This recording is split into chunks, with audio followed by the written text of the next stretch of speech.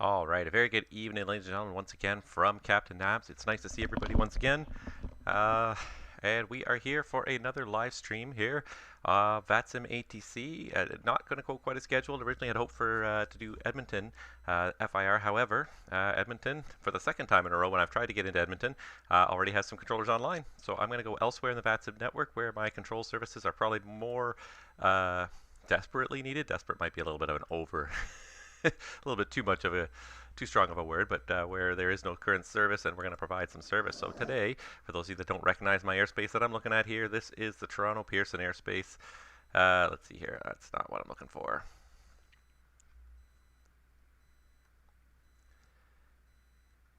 And yeah, so we're going to be controlling in Toronto Pearson. I'm just trying to get some screens up. That's what I'm looking for. Get the overall screen up here and get controlling. So welcome on board anybody that wants to watch, and let's get some controlling going on here. Let's just see if we can't get a hold of the people that are online here already. Here we go. And we gotta just check and see what we're doing here. And I may actually just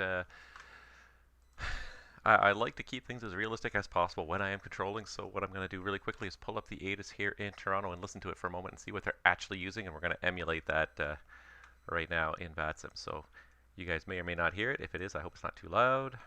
I think you guys are going to hear it. Just give it a second. It's just loading here.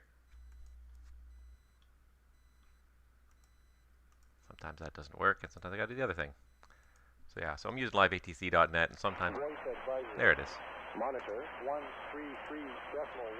for NOTAM, unavailable by data link. Inform ATC that you have information Delta. Toronto International, information Echo, weather at 0200 Zulu, wind 320 at 3, visibility 15, 17,000 broken, temperature 27, viewpoint 17, altimeter 29er 3.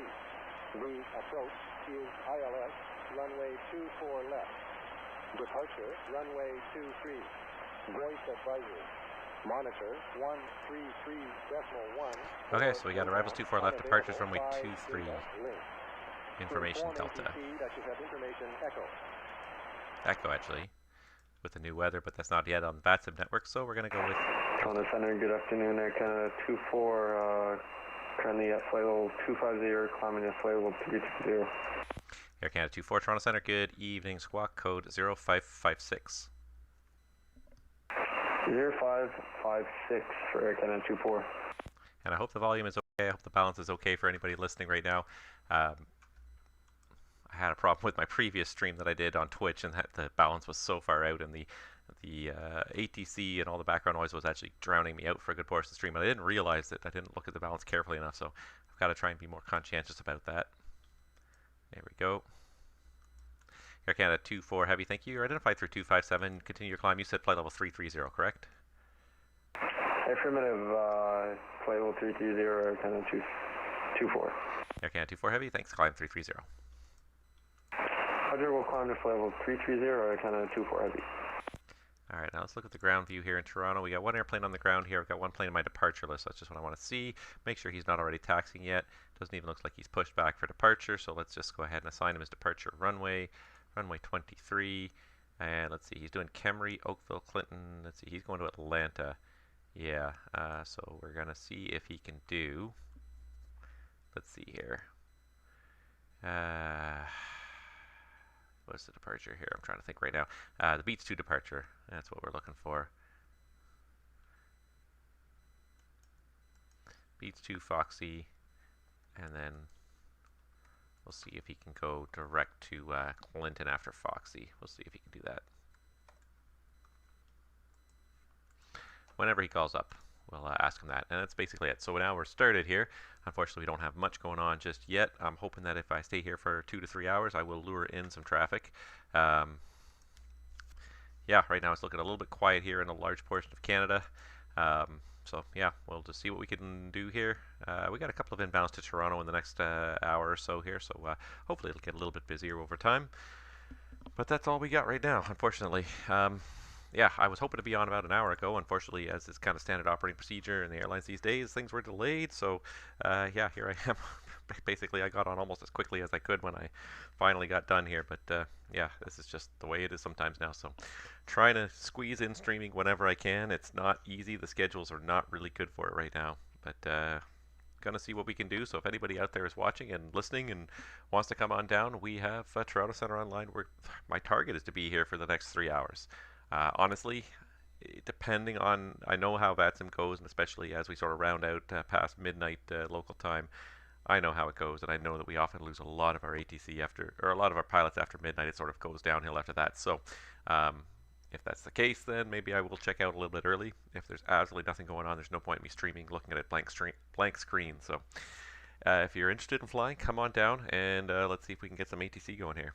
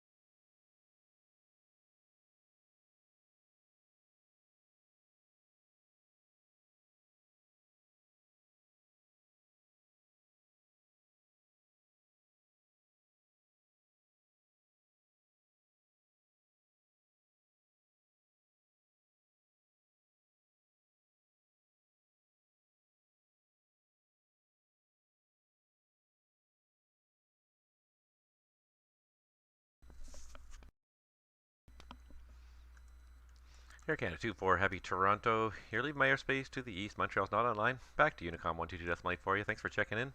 Have a safe flight. We'll see you next time.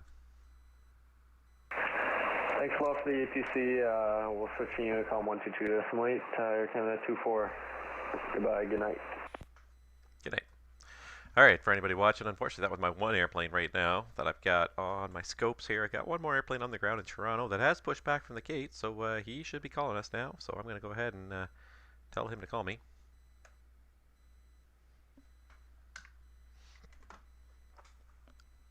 And that's about it, unfortunately, right now.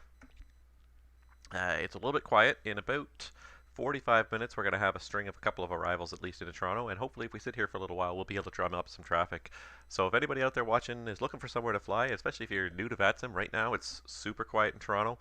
It would be a good evening to come down and you know, make your first attempt to fly here.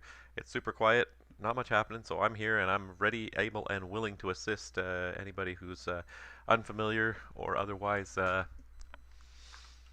perhaps just a bit nervous about flying on VATSIM. Like I said, I've got very little, as you can see, I've got very little on my plate right now, so I can definitely provide assistance to anybody who's new. And if you're just watching and you have questions about VATSIM, please feel free to ask. I'm hoping that if we sit here for an hour or so, we'll drum up some traffic. Toronto is usually a pretty busy airport, but unfortunately it's just late. It got way later than I had hoped before I even managed to start my stream this evening, which unfortunately makes it very unlikely that I'm going to lure in all that much traffic, because already probably most people who are going to fly tonight have probably already logged in, filed their flight planning, and started. So hopefully maybe we'll get some overnight traffic here, but honestly I'm not terribly optimistic just based on the hour. I wish I started my stream sooner. Unfortunately I was detained by work, and so this was basically the earliest I could start it.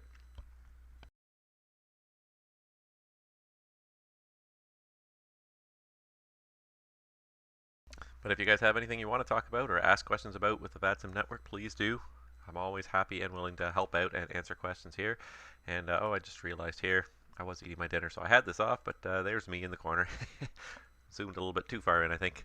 Sitting a little too close to the screen today, but yeah, there we go. So, hey everybody, yeah, it's a quiet night right now. Let me just move this just a little closer here. Oh, looks like we got somebody. It's WestJet probably. All right.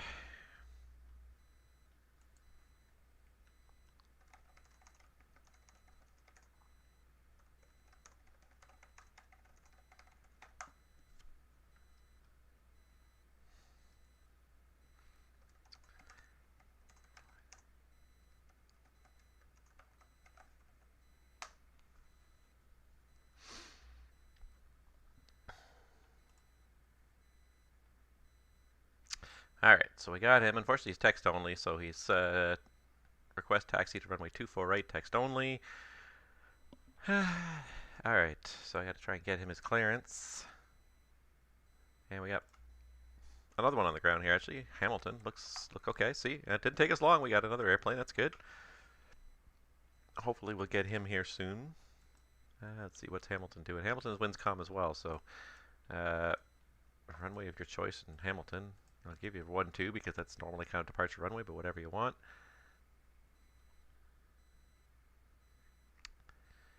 Let's see here. So Delta 2467. He's flying a 7-3, so yeah, maybe he's flying a default aircraft and X-plane.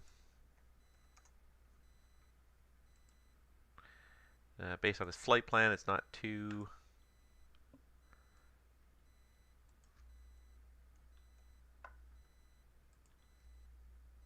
I'm just waiting for him to answer. If he can fly the departure that I'm trying to assign him or not.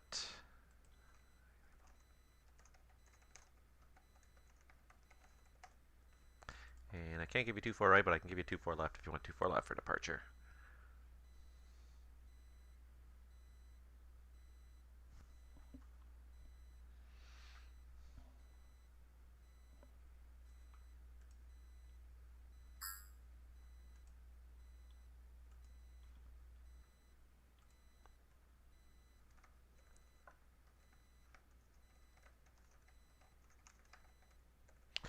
Alright, so he said okay, which I guess means he can do it.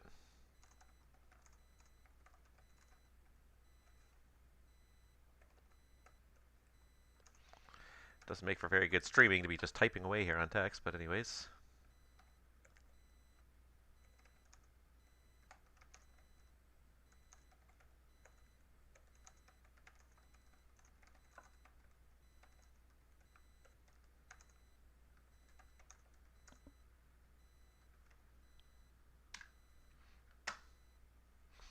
Alright, so I cleared him to Atlanta via the Beats 2 departure, Foxy transition, then direct Clinton and the rest of his flight plan. Route departure runway is going to be 24 left and his squawk of 0521.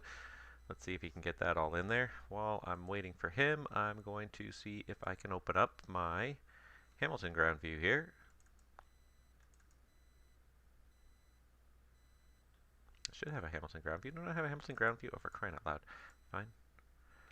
So let's do save as CYHM ground. There it is.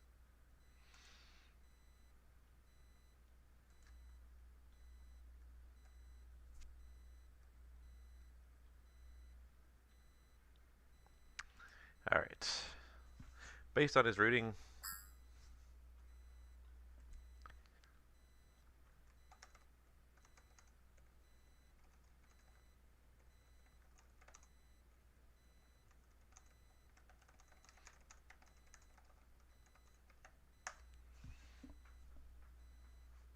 and then he just said okay again. So I feel like this guy's a bit of a rookie. I'm going to just help him, coach him along. Just told him I need to get a full read back on it before I can authorize anything further. But it's also good to do these things before you get off the ground because it helps with just making sure that before they get off the ground they know what they're doing. So it's a lot easier to talk about stuff when people are parked on the ground and amend stuff and deal with stuff and change flight plans and whatnot without rather than when they're airborne. Once they get airborne, then the aircraft's constantly moving, especially if you're not fast at putting stuff in there. The airplane could be long gone before you're able to deal with whatever's coming up. So it's good to see that he is. It's good that he's at least on the ground while we're trying to deal with this, because it's not looking like it's going particularly well right now. But we'll see. We'll see how it goes.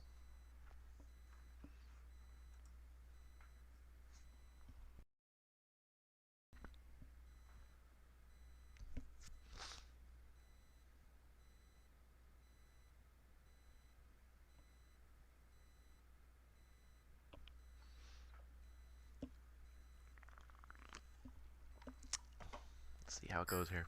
Okay, fly the Beats 2 departure.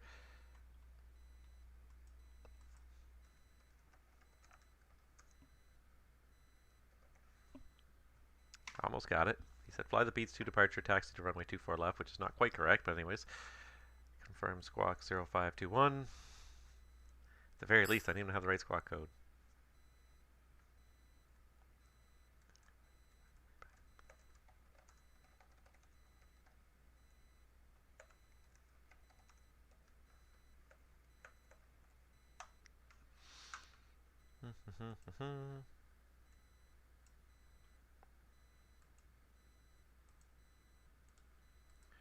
And let me just check and make sure I have all my settings set up correctly here. Yeah, I do.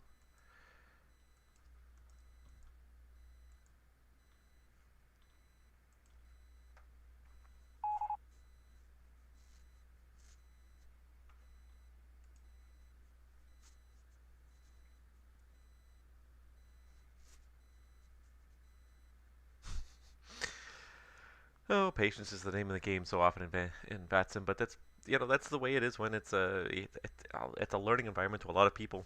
It's not as much as it's a simulation of the real world. It's a chance for a lot of people to learn how the real world works. So patience is a virtue in VATSIM for sure. That's one of the first things I teach new controllers is be patient with people. You're going to have people of all different cultures, different background levels, speak different languages. Be patient, go easy. Something's not going right, just like I said, take it easy. Let them sort of help them along. SkyTeam Virtual. The fact that he has SkyTeam Virtual on there makes me think he's not like a total rookie to the VATSIM network, actually, now that I'm looking at his remarks and his flight plan. So I'm surprised that he's having trouble even reading back a clearance. Like, that's a pretty basic skill that most people...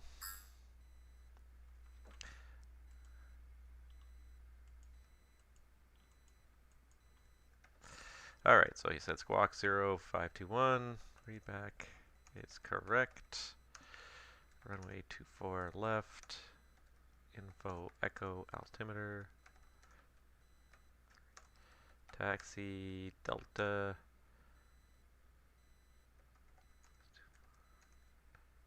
Delta 7, 24 left, and advise ready for takeoff. Watching people for type is not necessarily the most exciting thing in the world, but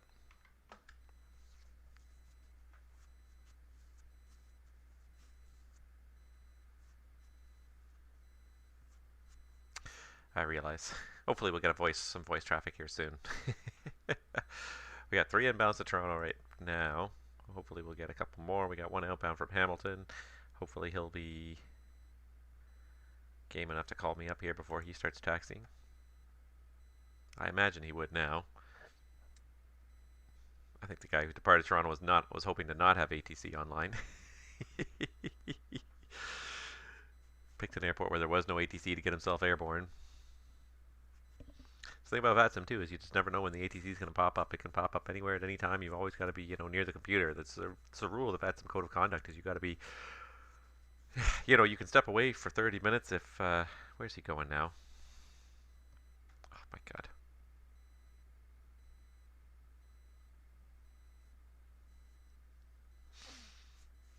Where's he going?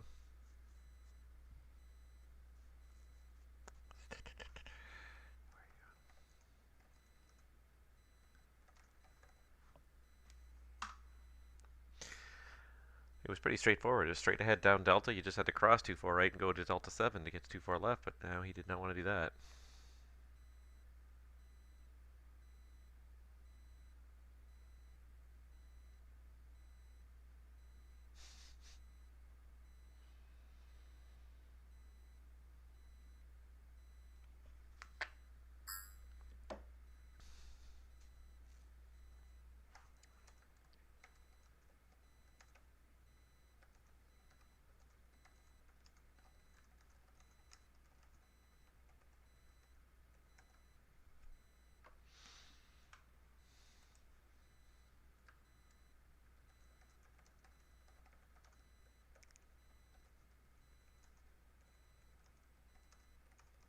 So yeah, when you don't say anything about what you're doing too, I mean, like you don't have to be overly verbose, but at least just if you're not going to do what you've been instructed to do, what you've been cleared to do, then just say something. Alright, so whenever you're ready, turn left back onto Delta.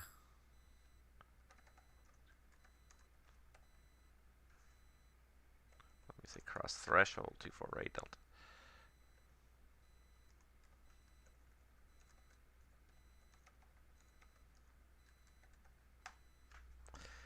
Alright.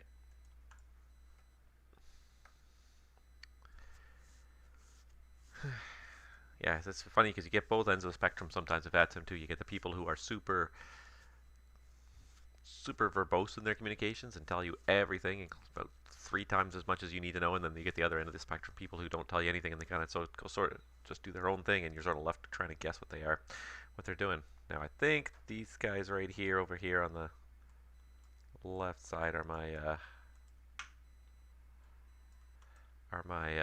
inbound traffic. I believe that's them. There's 2 there, and then there's another guy. They're both coming in from Auckland, and there's another guy about 50 miles or 100 miles behind them, also coming in from Auckland. So all 3 of them coming from Auckland. They're going to be landing in about 30 to 40 minutes, I think. So we'll keep an eye out for them. We'll keep an eye out for this guy out of Hamilton. There's also an Emirates 222 that's going to cross through our airspace. Nope, not that guy. Going from Dallas Fort Worth all the way up to Dubai. So let's see if I can pull up his track. Oops, nope. He might be up north here too. That might be him there. Nope, not that one. This one. Yeah, so that's probably him there, squawking 2000. So let's get him a code anyways. So we're ready when he approaches our airspace. Taxi 24 left, cross 24 right, Delta 7. Okay. Get a lot of okay from this guy.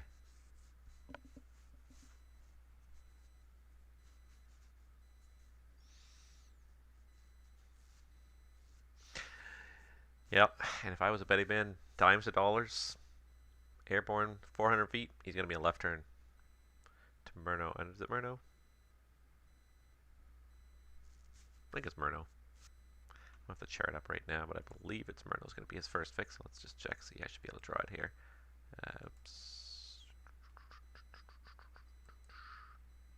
Yeah, Murno. Murno, Oakville beats. And I bet he's going to do Murno.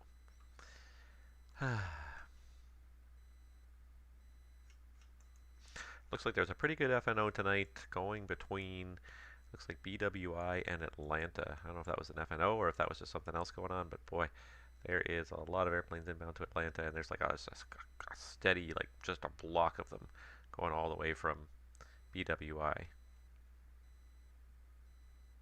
Are they all BWI? Yeah, they're pretty much all BWI. Is there still anybody trying to depart BWI? There's still 16 airplanes on the ground in BWI. About half of them going to Atlanta still, so I imagine there's some kind of metering going on for that, because there's some sort of an event going on there. I don't know what's going on there, but there's some sort of an event.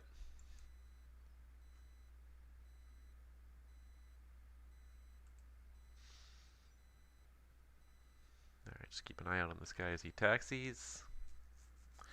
Yeah, I'm sorry it's not very exciting right now. I was hoping for a bit more excitement on a Friday night, but yeah, unfortunately, getting on here at 02 Zulu is probably just not a viable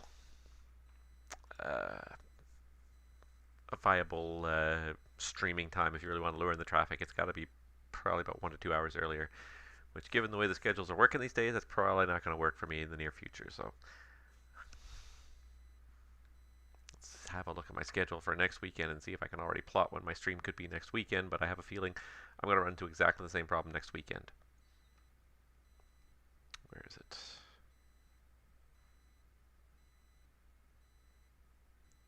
Come on.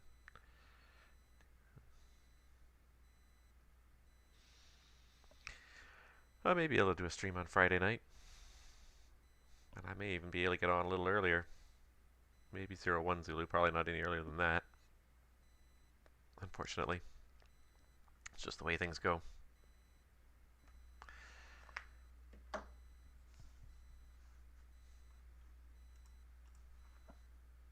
Alright, there he is. Toronto Center, good evening. WestJet 5495 requesting departure clearance to Toronto, please. WestJet 5495, Toronto, good evening. The winds in Hamilton are showing calm. Active runways 12, but if you'd like any other runway for departure, I can accommodate. Any preference? I would like runway 30 if possible, WestJet 5495. WestJet 5495, that's no problem at all. You're the only airplane for Hamilton right now, so you are cleared to Toronto via the Munro 2 departure. Radar vectors, direct. Depart runway 30, squawk code 0517.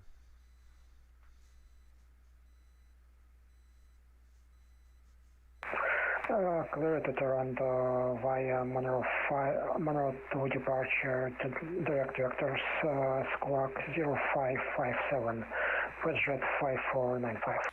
WestJet 5495, very close to squawk code 0517.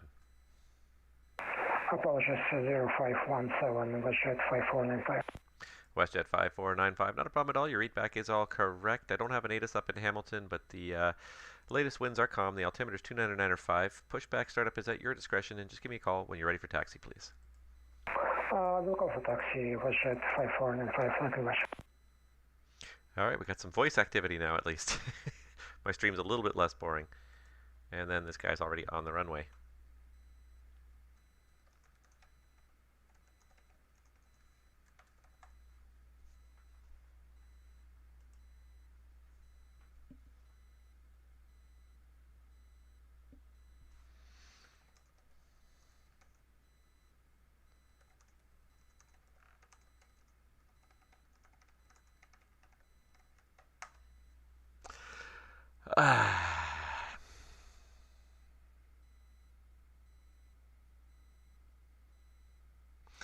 So I guess he's not holding short of 2-4 left. I certainly didn't clear him for takeoff. I think Cleveland Center's about to log off anyways. Probably good. Maybe he saw this guy coming.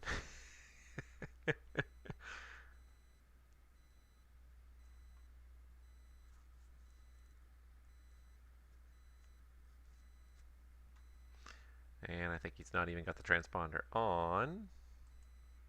Nope.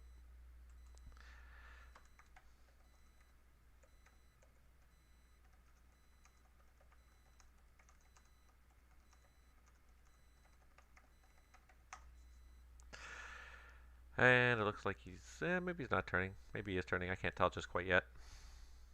He might be on runway heading, actually. Well, he's doing one thing correct, at least. I mean, he took off without a clearance, but you know. Beggars can't be choosers. Thank God there's nobody else around. Nobody on final for the arrival runway. I tried to help him out by not making him go all the way up to 2-3, which is the active departure runway, but I just simply gave him 2-4 left because it was closer and easier.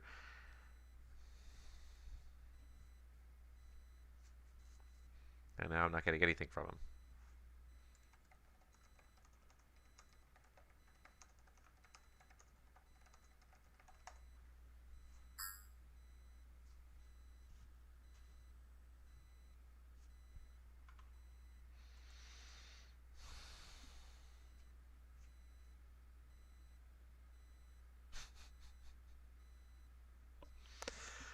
Oh, that's a good thing he's the only airplane I'm entertaining right now. Some days I have patience, and some days I don't.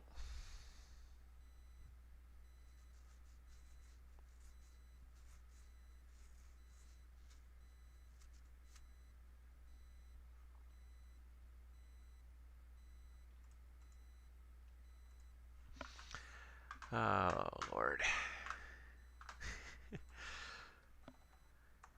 And I'm always willing to help people who are willing to learn. The most challenging part is usually when people are not willing to learn.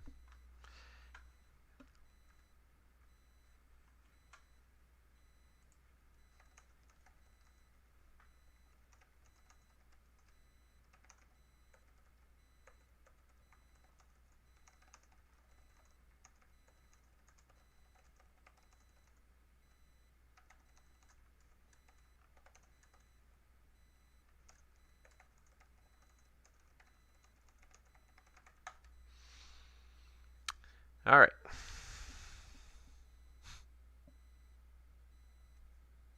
At least he's flying runway heading. That one actually surprised me. He took off without authorization, but he's flying runway heading. Ooh, I got 2 more on the ground here. Just in that time alone. Maybe it won't be such a quiet stream after all.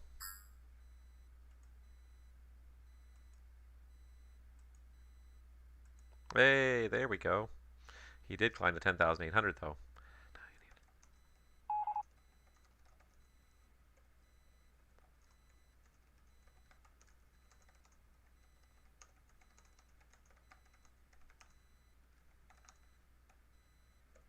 Let's see if I can get him to do this.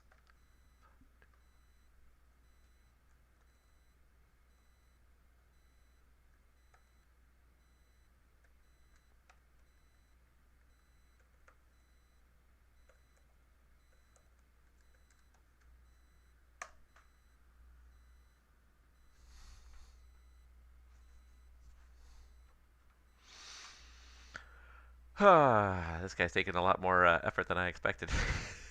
The rest of the guys should be easy compared to this guy, hopefully. Alright, so this is 2-3. So mix at 6 low transition going to London. Oh, good, good. So we'll have a full arrival departure process there. That's nice. I like that. And then this guy's doing Kitchener to Windsor. Wow. I'm actually getting some traffic, man. I was not really expecting to honestly get any here.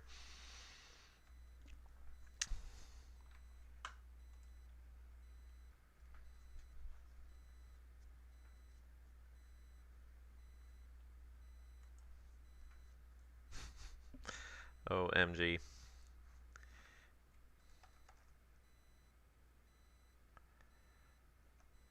Oh, shoot, I said it's the wrong airplane. That's why, because I haven't... Oh, my God. I said it's the wrong airplane. I said it to one of the other guys because I was looking at their flight plan, so I had them selected. So I sent the message to the wrong airplane. Lord. Alright, that's fine. Yeah, you can do Durlow.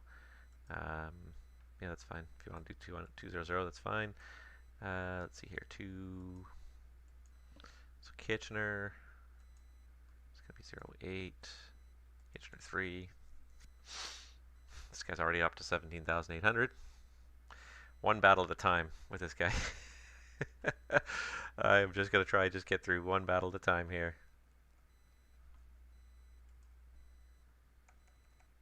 See if I can get him to at least squawk the correct code. He reprogrammed the FMC, but he has yet to type in the code. which is probably almost the more important thing on VATSIM, is actually being identified properly. Alright, so I'm going to save this. Toronto, good evening, Jazz 655, clearance to London, Ontario, ATC Echo. Jazz 655, Toronto, good evening. You're cleared to London via the Mix at 6 departure Durlo transition flight plan route. Depart runway 23, squawk code 0552. Jazz 655, clear at London, Mix at 6 departure Durlo transition flight plan route, runway 23, squawk 0552. Jazz 655, that readback is all correct. Information echoes current. Push back and start up at your discretion and call when ready for taxi.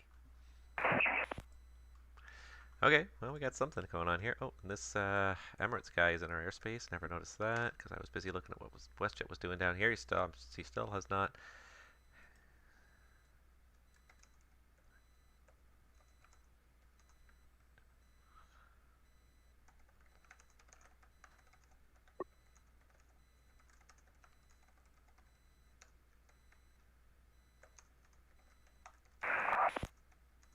Toronto Center, good evening, Emirates 222, flight level 310.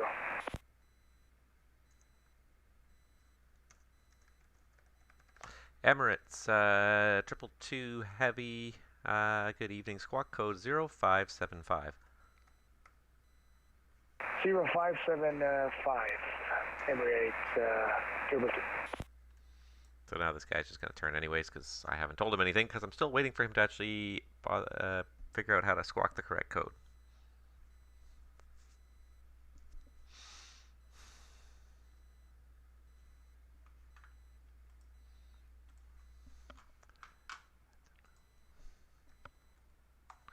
I'm going to see if I can point him to the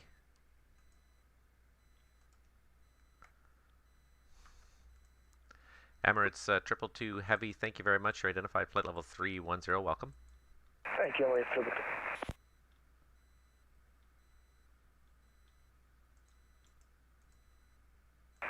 WestJet 5495 for your taxi, runway 30.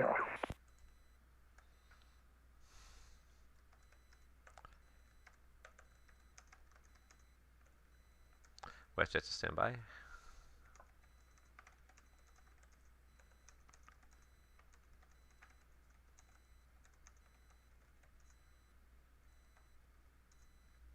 Toronto, Negate, New Zealand 20, level 350 on the descent 310 for B-Box. We got the Nubra 4 arrival. Oops. And Emirates 222, sorry, that text message wasn't for you, disregard. Alright, disregard. Alright, first of all, WestJet 5495, you said you're ready for taxi, correct? That's correct. WestJet 5495, the Hamilton altimeter 299.5, runway 30, taxi Charlie, backtrack runway 24, hold short of runway 30, advise ready for takeoff. Taxi via Charlie, backtrack on runway 06 and hold short runway 30. WestJet 5495. And the other call, was that Air New Zealand 20? Yeah, New Zealand 20 is now passing level 340 on the descent 310 for B-Box. We got Nubra 4 arrival. Air New Zealand 20 Heavy, good evening. And it's information echo in Toronto, runway 23 for arrival. What altitude were you cleared to? Cleared to 310, cross B-Box 310, on New Zealand 20, runway 23. Air New Zealand, okay, sorry, I may have missed it if you said that. Copy 310. Jazz 655, taxi. Now I got all sorts of people entering my airspace without talking to me here.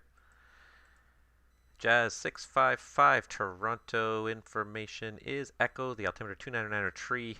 You can taxi out Delta Romeo there, Delta Alpha and Hotel to hold short of 2 tree. Terminal Delta Alpha Hotel 33, Jazz 655. And Toronto Center, good evening, Jazz 7251 is in the ground in Kitchener, IFR 2 Windsor. Jazz 7251 Toronto. The winds in Kitchener are showing 070 at 2 knots. The altimeter 299.6. Did you want runway 08 for departure? Yep, that would be perfect for Jazz 7251. Jazz 7251, roger. Cleared to Windsor via the Kitchener 3 departure and vectors 2. Durlo, flight plan route, depart runway 08, squawk code 0533. Jazz 7251 is cleared to Windsor via the Kitchener 3 departure, vectors Durlo, flight plan route, depart 08, squawk 0533. And Jazz 7251, the readback is correct. Information, let's see here, the information echo is current. Sorry, my apologies, you're in Kitchener, so there's no ATIS. Push start up at your discretion. Call me when you're ready for taxi. Wilco, Jazz 7251. Toronto Center, good evening, Delta 337, flight level 340, inbound, NOSEC. All right, Delta 337, Toronto, standby. Got to get you a squawk code here.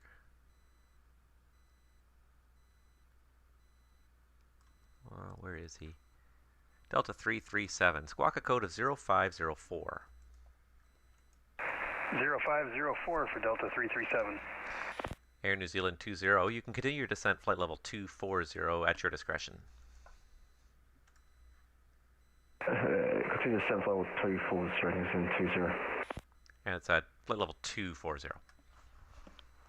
Continue descent level 240, New Zealand 20. All right, now it's actually getting a little bit more interesting here. All of a sudden, things started happening all at the same time.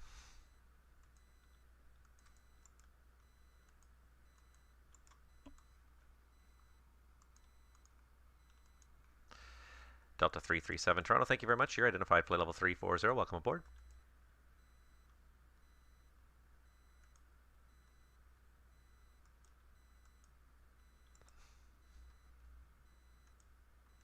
Toronto Center, good day. FedEx 1765 is with you, level 310 now. FedEx 1765 Heavy, Toronto, good evening. Information in Toronto is Echo, runway 24 left for arrival. Echo, runway 24 left, and can we step out of the flight deck for just 3 minutes really quick? And FedEx 1765 Heavy, that's approved. And Air New Zealand 20, I just realized I may have given you the wrong runway. It's actually supposed to be 24 left for arrivals. Yeah, it was up to agree on that. 24 left for arrival, New Zealand 20. My apologies. No problem, mate. Too distracted by this Delta guy that couldn't... Was at 5495, ready to go. Alright, WestJet 5495, you can backtrack runway 30 if you would like. It's at your discretion. You can contact me once you're airborne. The winds are calm. Clear for takeoff, runway 30. Clear for takeoff, runway 30, WestJet 5495. And there's the Jazz taxiing up to depart, runway 23. Did I ever get the Kitchener? No, I did not. I meant to get the Kitchener ground view up here, and I never did. So here it comes. So I'm ready for the next airplane. We actually have a good steady set of airplanes. I'm a little bit surprised and happy. I honestly did not expect to get too many airplanes being as late at night as it is already. But here they are.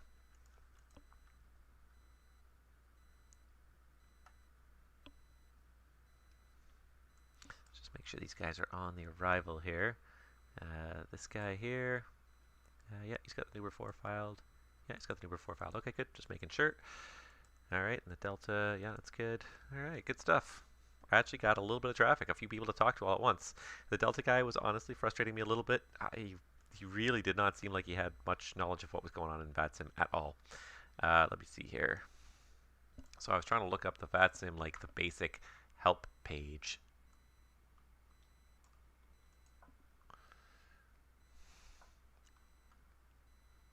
Crying out loud. I have to log in just to look at the basic bloody help page. Yes, just authorize it. Honest to gosh, the stupid login system sometimes for VATSIM is so frustrating. It doesn't matter, just let me in so I can look at the bloody training page. Alright.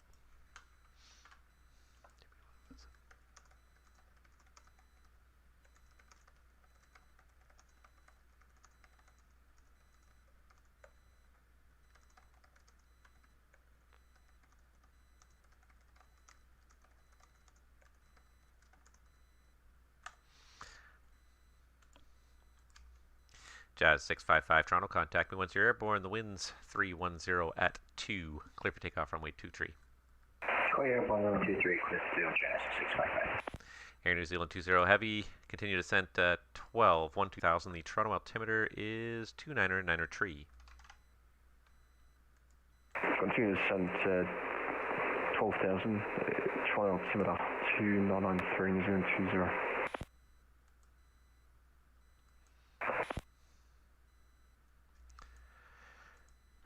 And WestJet 5495, I see airborne there. When able to say passing altitude, and the squawk code is supposed to be 0517. Does not get much luck with this squawk code here. That's okay. Sometimes people make mistakes, it's fine. Oh, and then he tried to change the 7 and he changed the 2. There we go. Passing 2,700, WestJet 5495. WestJet 5495 Toronto, thank you very much. You're identified. Climb 5,000. 5,000, WestJet 5495. All right. WestJet 5495, passing 4,000, left turn heading 060.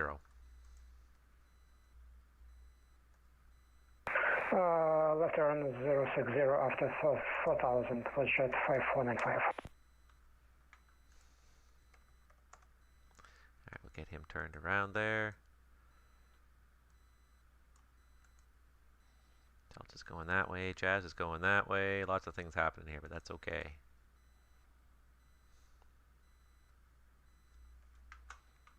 And here comes Jazz, airborne off Toronto. Actually got a few planes I got to worry about here. Toronto Jazz 655, passing 1,900, climbing 5,000 feet, mixes 6. Jazz 655 Toronto, thanks, identified. Continue, climb 4,000. Climb 4,000, Jazz 655.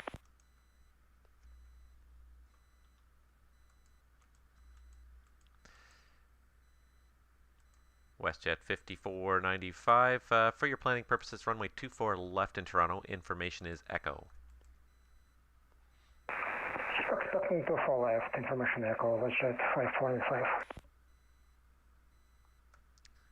Alright, so the Hamilton, he's off the ground there. I'm going to close this view because I don't think I'm going to need it anymore. For now, it might change, but I can always reopen it if I have to.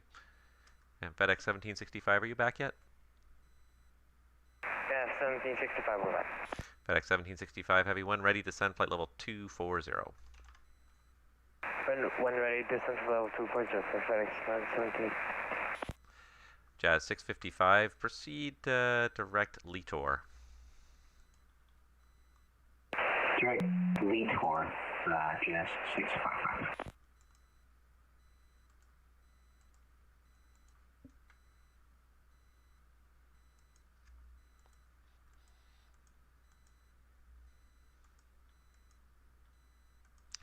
WestJet 5495, climb 7,000.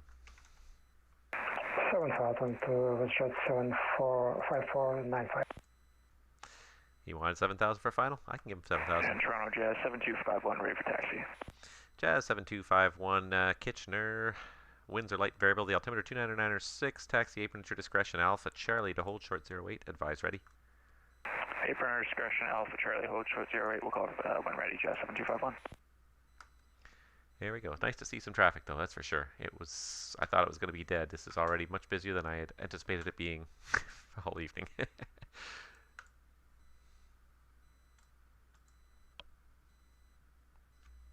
Just check on this Emirates guy. He's just trucking along.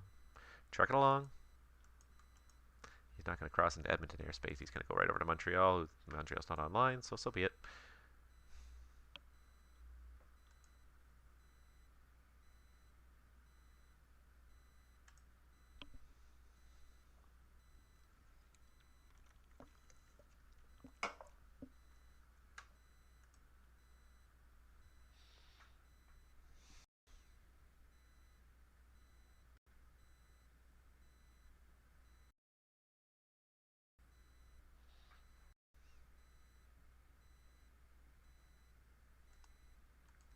so he's through there. That's good.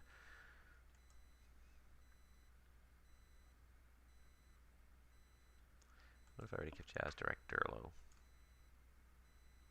That'd be fine. Yeah, Jazz 655. Proceed direct Durlo. Direct Durlo, Jazz 655. Alright, let's see. London 340 at 4, so runway 33, I guess. Oh, we got another one on the ground in Toronto. It is, wow. I am impressed. I'm happily impressed. Way more traffic than I would have figured. Looks like he's going to Quebec. Yeah, PSAC 4 depart for PSAC 4 arrival. Yeah, he's going to Quebec. FedEx 1765 Heavy Toronto. Continue descent 12 2000. The Toronto altimeter is 299er tree. Continue descent to 12,000, 299.3 for the altimeter for FedEx 1765. Oh, there he is. I didn't even see him. He's just blending with the numbers there. All right, I got another handoff here. This is the last guy here from Cleveland. Yeah, we can take him. It's this guy here. Jazz 7251, holding short 08. We are fully ready. Let's see, make sure, yeah. Jazz 7251, Toronto. The wind's light and variable. Contact me airborne, clear for takeoff, runway 08. Clear airborne, clear for takeoff 08, Jazz 7251.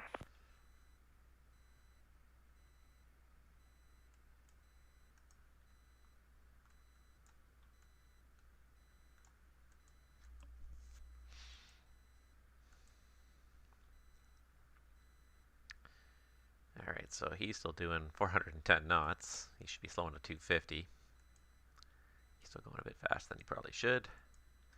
Jazz 655 Toronto. I've got the London weather if you're ready to copy.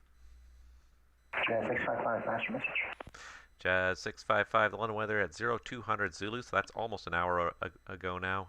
Winds showing 350 at 4 magnetic. 15 miles visibility, few at 17,000, temperature 20, dew point 19, altimeter 299.6. Runway 33 is active. You want the RNAV plan for visual? Your choice. Yeah, we'll take the RNAV Zulu 33, Jazz 655. Jazz 655, copy. You can plan on that. Just going to play up on my other screen here. London plates, because I don't have them handy. I just don't know what the transition waypoint is for the RNAV Zulu. Jazz 655, you can proceed direct Kerpo when ready, descend 4,000. Direct Kerpo when ready, descend 4,000 feet, Jazz 655. And actually Jazz 655 for now, amend that when ready, descend 5,000. Descend 5,000 ready, Jazz 655. Alright, only because the other airplane's taken off. Jazz 7251, passing through 2.2.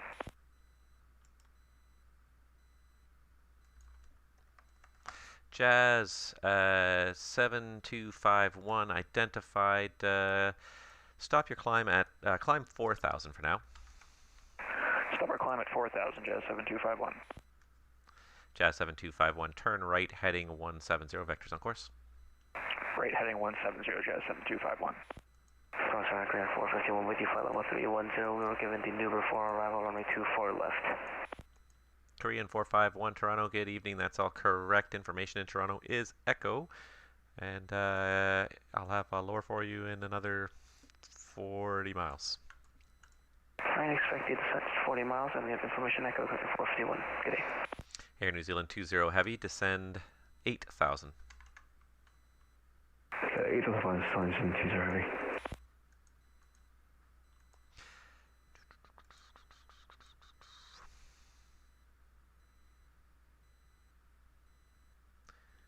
WestJet 5495, turn left heading 040.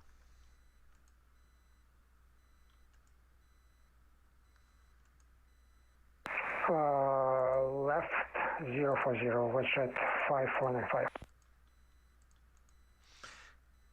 Jazz 7251, turn right direct Durlo on course, climb flight level 200. Climb level 200 and right turn direct Durlo on course, Jazz at 7251. Alright, so he's definitely plenty in trail of the other aircraft, so that's fine. I just want to see that the Air New Zealand properly breaks off here at Pengo to the right. Looks like he just did the turn. Yeah, it looks like he's following the star correctly. I'm always skeptical. I'm always worried people are not going to follow the star correctly because I've seen it many, many times. So yeah, looks like he's going to break off. I got to make a choice here on who's going to be first.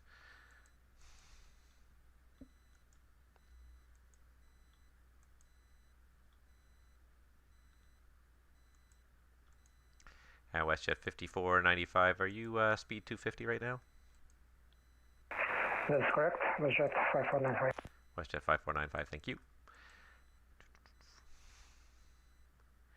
And Air New Zealand 20 heavy, vectors for a right downwind to get you behind some traffic. Turn left heading 050. That's saying 050 for the downwind, New Zealand to 20 heavy. Just bring him around on this downwind and then I can sequence him nicely that way rather than waste a lot of time with long vectors here.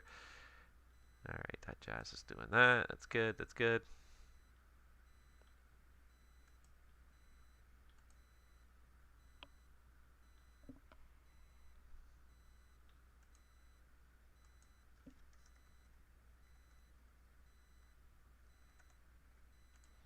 Put a little comment in there for what this guy's doing so I don't forget what fix he's going to.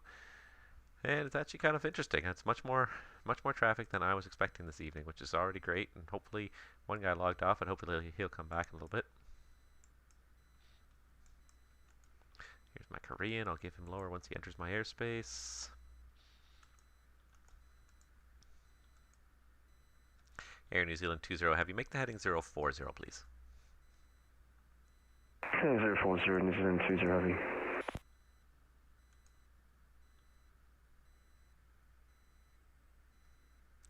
And Air New Zealand 20 heavy, you're going to be number 2 for the approach. If you want to bring the speed back a little bit, 210 knots, that's at your discretion. There's nobody directly behind you.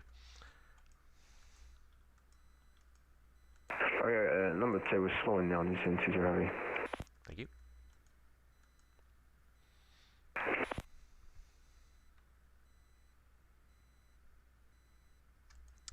Jazz 655, you're cleared London Airport, RNAV Zulu runway 33 Kerpo transition.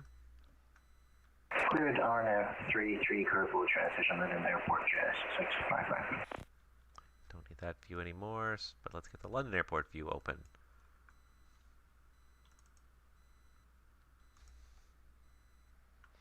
Delta 337, Toronto, you leave my airspace to the west. Minneapolis is not online. Surveillance service terminates and change to en route frequency. G'day. It was short, but it was fun. Have a good night. Delta 337. That's what they all say about me. Alright. That's enough self-deprecating humor, I think. WestJet 5495, descend 4,000. 4,000, WestJet 5495. Air New Zealand 20 heavy, descend 5,000. 5,000 is in 20 heavy.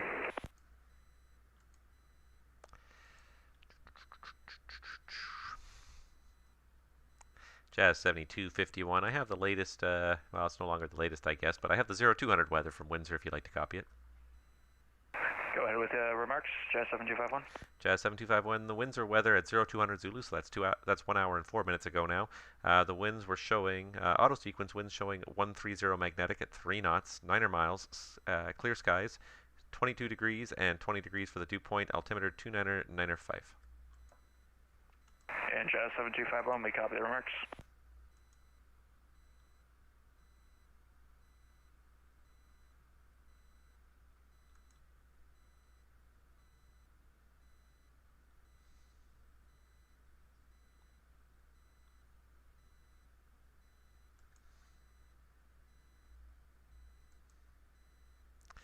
WestJet 5495, Toronto, speed 210 or faster. You're number 1 for the approach. I'll get you a little slower once you turn on to final. 210 or faster, WestJet 5495.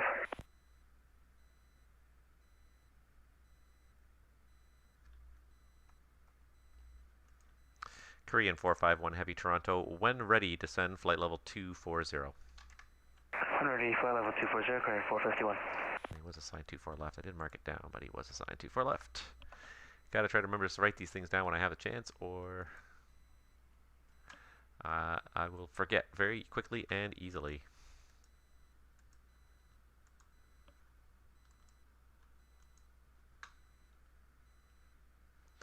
And, oh, you guys are talking, but you know what? Honestly, like, for some reason, my live chat here was not showing up properly, so thank you guys for watching, and I'm sorry I didn't answer anybody because, yeah, for some reason it was not showing any chat here, and then I just hit refresh and all of a sudden all the chats are here. So my apologies, guys. I'm not trying to ignore you. Now I feel bad about that. All right. Anyways, WestJet 5495, turn left heading 330, descend 3000. 330, 3000, WestJet 5495.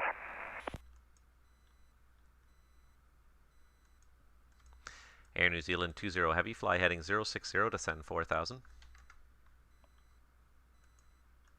Flying 060, descend altitude 4000 feet, New Zealand 20 heavy. All right.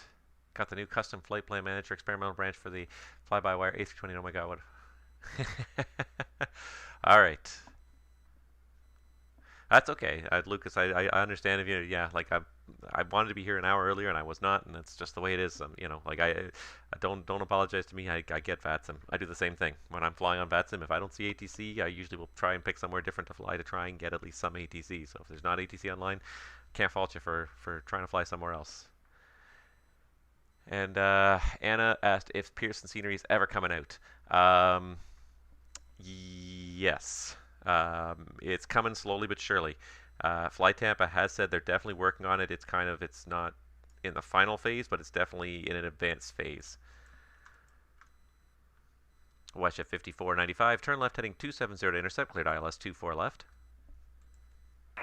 270 to intercept ILS 24 left, WestJet 5495. Air New Zealand 20 heavy, turn right heading 150. Right heading 150, descend 20 heavy. FedEx 1765 heavy, descend 8000. Descend to 8000 for 1765 heavy. WestJet 5495, you're going through the Loke right now. If you don't have it captured, left turn to 210 to intercept. You're still clear for the approach.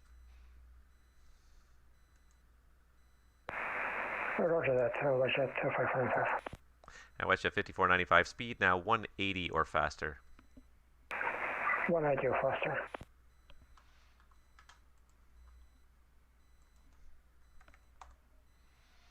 And let me just look up something here really quick. Because I'm 95% sure it's Kerpu is the FAF, but no, it's Kirex. It's Kirex is the FAF. Kerpu is 05, I'm pretty sure. Jazz 655 Toronto, the London winds 350 at 4. Clear to land runway 33. Clear land runway 33, Jazz 655. And I may have botched his turn now because I waited a second too late. Hopefully he'll just get it right there. That's the intercept of the glide slope right there. So he's going to get the intercept, the Loke and the glide slope at the same time. Air New Zealand 20 heavy, turn right heading 210 to intercept, descend 3000, and then you're cleared the ILS runway 24 left.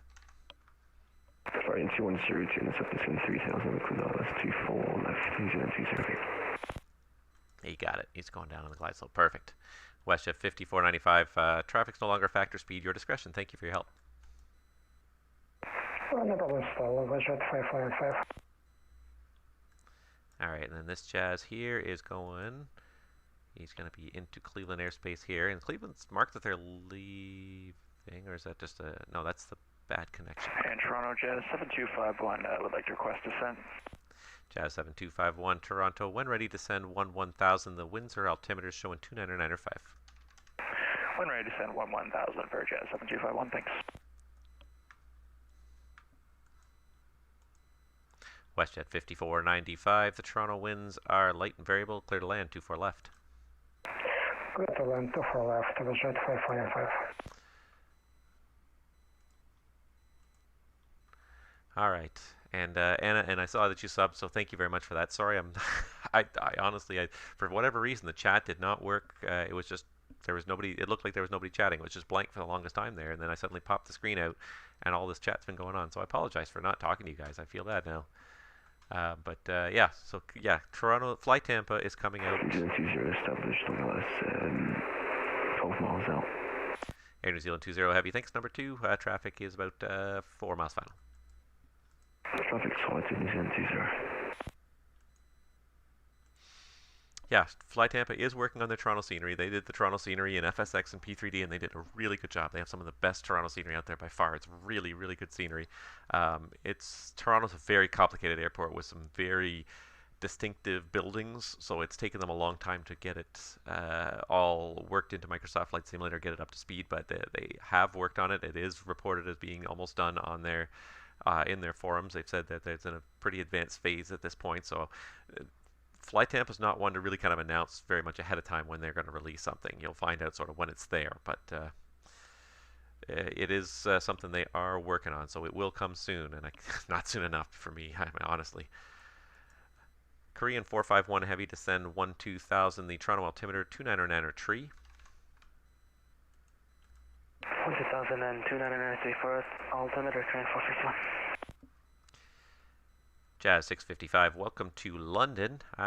See you're vacating there on Delta, taxi Golf to the apron. Have yourself a great night. Let's go apron, Jazz 655, you do the same, take care. Yep. Alright, just waiting for the handoff to Cleveland.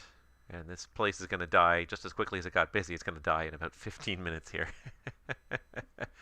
What can you do, right? But, I just got another screen over there that I keep looking at for my actual chats here. And then Cleveland turned him down because he's leaving.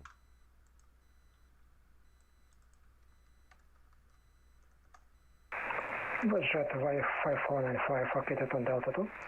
WestJet 5495, thank you very much. Taxi Delta, you're on Delta 4 there. Taxi Delta 4, cross runway 24 right, right turn on Delta, and do you know what gate you're parking at?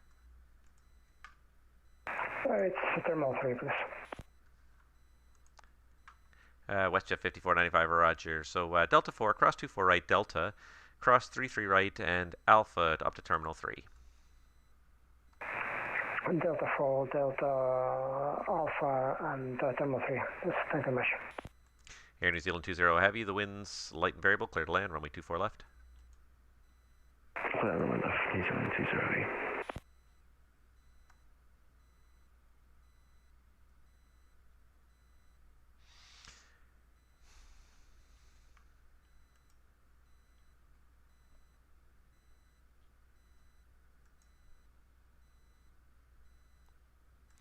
Jazz 7251 Toronto, Cleveland has just logged off. Unfortunately, you're on your own from here. Your Leave My Airspace surveillance service terminates. Switch to en route frequency. Have yourself a safe landing in Windsor. We'll talk to you next time. Alright, we'll change en route. Thanks for the ATC, and we'll see you next time, Jet 51. Yep. Alright.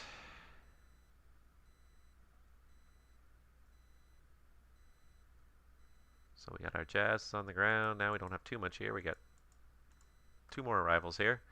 And we got Emirates way up north. They're still crossing my airspace.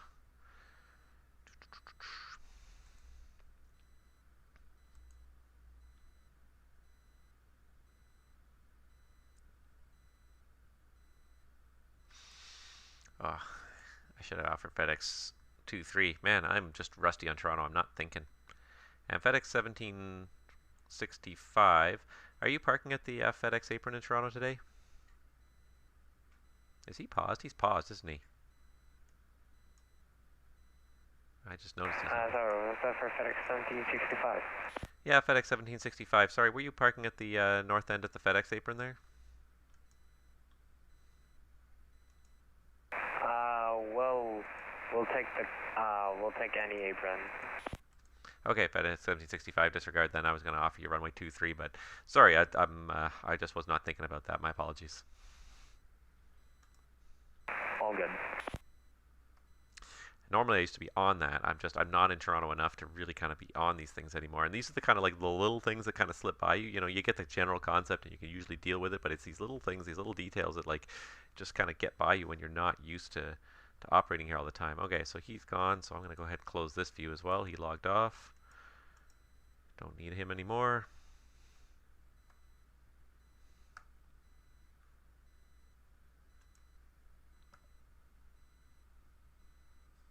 Air New Zealand 20, welcome to Toronto. Convenient right turn on Delta 4 there if you got it. Taxi across runway 24 right, right turn on Delta, and then say your gate.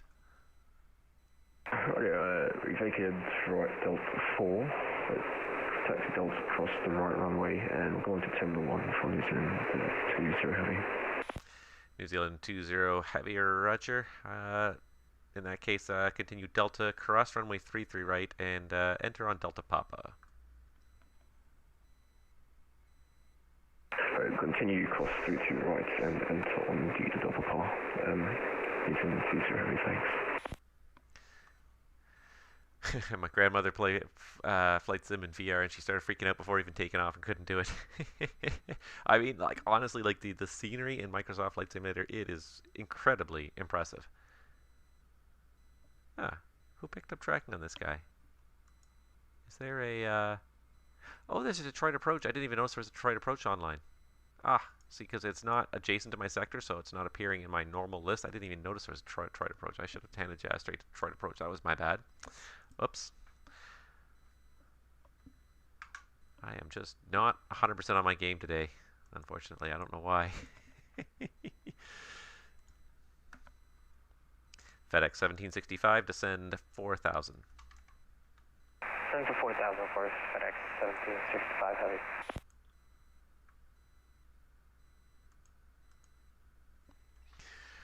Yeah, it is like it's really like good. I haven't seen it in VR, but I've done it with Track IR. Just like looking at the scenery, like I will honestly say like the first time, and it's in my channel too if you go back far enough, but my first impression of basically of playing in Microsoft Flight Simulator, I put it out there on the channel. I took off. I basically simulated like my first solo flight. I took off in a 150 out of Buttonville, and there was something. It was unnerving as you were lifting off, more so than any other sim before. Like I really got the sensation of lifting off in motion, even though I'm just sitting there in the chair, you know, that I've always sat in for P3D and FSX, and there was something about it that just the way the scenery, it kind of fell away beneath you, and the buildings were all kind of like at a very different heights, but like it all felt very correct. It was something else when I first did it. Like I'm kind of a little bit used to it now. It still impresses me, the scenery, but just something about it. It really kind of triggered my brain to think that this is, you know, as tired as the slogan is, as real as it gets. I mean, without actually getting in the airplane, this sim is just worlds above what came before. That's why I find I have a hard time going back to P3D right now. I really do.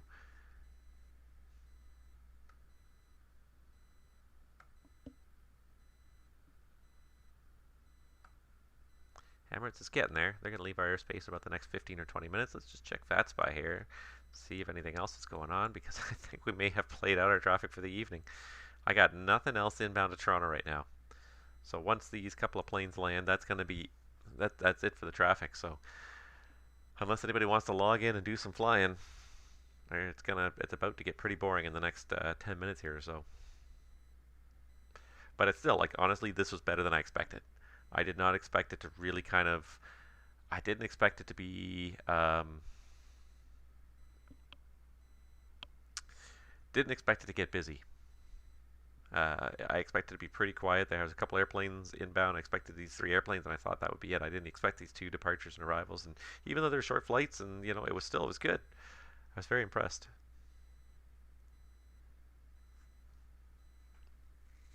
Which just again goes to show, like, as far as VATSIM's concerned, if you build it, they will come. If you log on, people will show up. Even like odd times of night when you think that nobody's going to show up, you get these night owls or these people who are on like the other side of the world. So like they're getting up and it's morning for them, and they're like, yeah, what am I going to do today? I'm going to go do some simming. You know, that's one of the things I love about VATSIM, is it's such a global network. You get people from different cultures, different countries, speaking different languages, all getting together, doing this together. Yeah, this FedEx guy keeps pausing.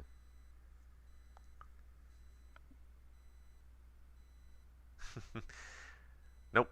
There is nobody landing at Billy Bishop today.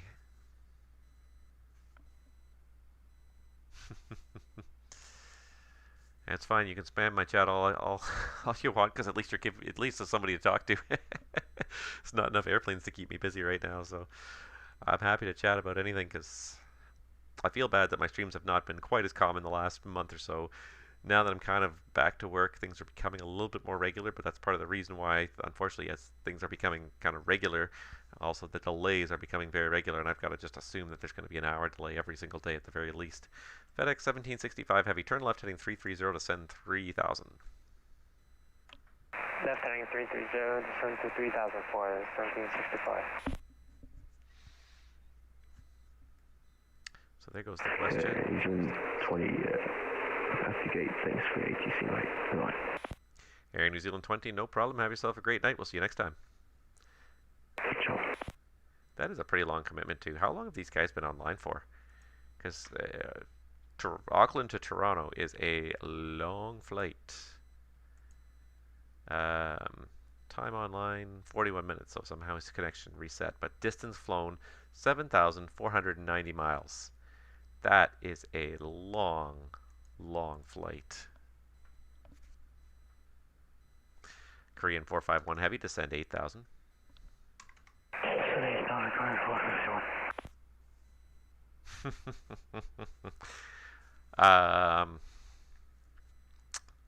Which do I recommend?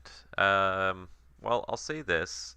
I got the Sci-Tech yoke, the Logitech yoke, and for the price point, it's not bad. It's not the most rugged yoke in the world. If you don't want to spend a whole lot of money, though, it'll definitely do the job. It'll get you there. You'll last a handful of years if you're okay with opening stuff up. FedEx 1765 heavy, turn left heading 270 to intercept. Clear the ILS 24 left. Intercept the localizer, turn left for the ILS approach, runway 24 left for FedEx 1765 heavy. FedEx 1765, that's correct, and the heading is 270 for the intercept. Heading 270 for 1765. Yeah, so I personally, I use the Logitech yoke. It was the first one I got. Jet 5495 for ticket as well. Thank you so much for ATC. Good night. Thank you so much for flying. We'll see you next time. Who was WestJet for 7495? Maxim Chusov. If I ever see him again, I'll remember he was a good pilot, good to fly, good guy to control. Yeah, so do I recommend the Sci-Tech yoke? Yeah, I mean, it's especially for beginner yoke, I think it's fine. It's not the most rugged yoke in the world. It probably won't last you 20 years, but I've probably had mine for about 4 years now, and it's still going. The biggest issue with the Sci-Tech yoke, it comes with a FedEx 1765 fully established ILS runway 24 left, 10 miles out now. FedEx 1765, roger. The biggest issue I had with the Sci-Tech yoke is not with the yoke itself, but with the throttle quadrant that comes with it. No, I'm not going to go to Flight Sim Expo. I probably would not even get the time off work even if I wanted it, honestly. But especially with things going on the way they are right now, especially in the United States, I do not want to travel too much in the United States. Certainly not out in public. Toronto Center, American 820, departed from Buffalo, passing through 8,000 for 10. American 820, Toronto Center. Good evening, Squawk Cadet. Squawk Cadet, American 820. FedEx 1765, the winds in Toronto are light and variable. Clear to land, 24 left. Clear land, 24 left for 1765. Korean 451 heavy, descend 6,000. 6,000, Korean 451 heavy. American 820 Toronto, thanks. You're identified through 10,000. Continue climb, flight level 340. Roger, continue climb, flight level 340, American 820. So the biggest problem I have with the Sci-Tech yoke, it comes with a throttle quadrant, with a 3-position throttle quadrant, throttle prop mixture. But A quick question. Flight context means radar after Doodle. Am I expecting radar factoring into the approach? And Korean 451, it kind of broke up in the middle of the transmission. Say again. Oh yeah, that's alright. My flight plan says that I'll be getting vectored after Dunol, is that correct? Korean 451 A-firm, if you don't get anything by Dune, I'll just continue on the present heading, but I will have a turn for you before that, most likely. Roger, Korean 451, cheers. So the throttle quadrants tend to wear out. The yoke is still pretty good. The throttle quadrants, the sensors in them tend to start to get a little dirty after a while, and they tend to start to get like false readings. They get jumpy. If you've looked at my screen, if you've looked at some of my streams, sometimes you'll see like the throttle quadrants kind of jumping back and forth a little bit. You know, while I'm just leaving them in position, and that's because of the dirty contacts. So. You know, the Sci-Tech yokes are the cheaper end of the yokes, as you will. So the components are not the highest quality. They will break down eventually, and like I said, the throttle quadrant's kind of going on it. But for a first yoke, it's got me through quite a few years of flight simming. I mean, you've probably looked through my channel. I've got what have I got? 6 seasons now of a pilot's life, and that's only a fraction of the flying I've done. Obviously, I've done tons and tons of just offline flying for myself. So it's definitely got me through quite a few years. I'm getting to the point where I'm contemplating replacing it.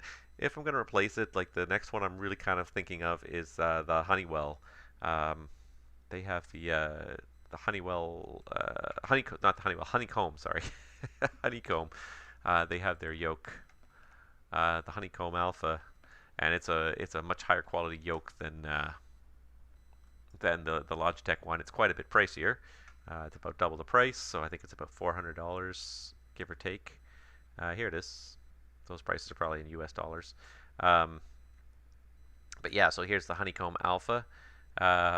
260 bucks, 270 bucks, so probably about 350 Canadian by the time you're all said and done. But it's a much higher quality yoke. It's not just like little potentiometers, it's like actual like magnetic sensors, so it's a lot higher quality. Korean 451 to send 4,000. So 4,000 Korean 451. I'm definitely thinking of replacing them with that FedEx 1765. Right turn on Delta 6, and did you want to go to Cargo West? We'll take Cargo West for for FedEx 1765.